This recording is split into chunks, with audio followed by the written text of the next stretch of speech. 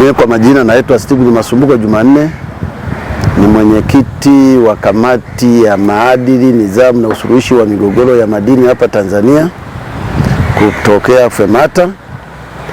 Kwa kweli katika bajeti inayoenda kuwasilishwa tarehe 27 tuna matumaini makubwa sana sisi wachimbaji wadogo, kwa kuzingatia waziri wetu Advocate Anthony Peter Mavunde amekizi matakwa ya wachimbaji wadogo.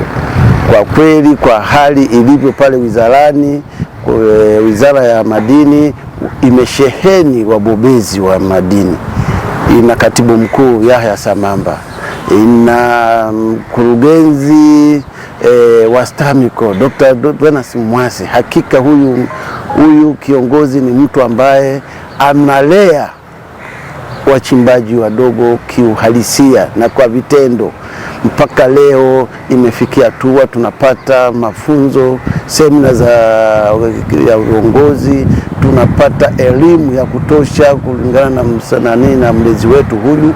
Lakini hatuwezi kuacha kuisifia Tume ya Madini kiongozwa na Dr. Lekashengo, mwenyekiti wa Tume ya Madini, na mtendaji mkuu wa Tume ya Madini Ramadhani Rwamo. Kwa kweli hawa watu wanaiendesha Tume ya Madini vizuri. Sasa hivi kwa upande kwamba mimi mwenyekiti wa migogoro hapa ya wachimbaji sasa hivi imepungua kwa kiasi kikubwa sana. Ni kwa sababu viongozi hawa wanaijua sekta vizuri. Hakuna migogoro inayoibuliwa bila sababu. Ukipeleka uongo wizara ya madini, Tume ya Madini, unaumbuka, kwa sababu watendaji hawa wanaijua wizara vizuri. Tuendelee kuwatia moyo.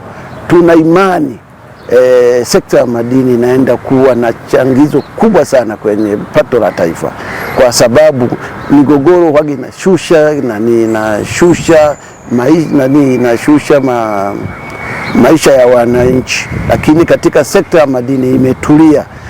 Ukizingatia tuna rais wetu wa FEMATA ndugu yetu John Wambura Bina, wachimbaji anatusimamia vizuri sana, na nilitaka kutoa wazo moja kulingana na sekta hii ilivyokuwa. Sasa hivi vyama vya wachimbaji vimekuwa ni vingi, na itengenezwe angalau utaratibu maalum kwamba vyama hivi ambavyo vinakuwa vinavyoinuka vya wachimbaji vitengenezewe angalau sheria kwamba ziwe chini ya ambrela ya FEMATA kiutaratibu maalum, ili tusiwe na migogoro isiyokuwa ya lazima. Kwa sasa hivi wizara imetulia, hatuhitaji kuwa na vyama vya kuanza kusuguana wachimbaji kwa wachimbaji. Sisi wote tunaongelea madini. Kwa hiyo tunapokuwa kwenye ambrela hii ya FEMATA, hii wizara imetulia na wachimbaji wametulia. Rai yetu ni kwamba tuendelee kuchapa kazi na kuepusha migogoro isiyokuwa ya lazima.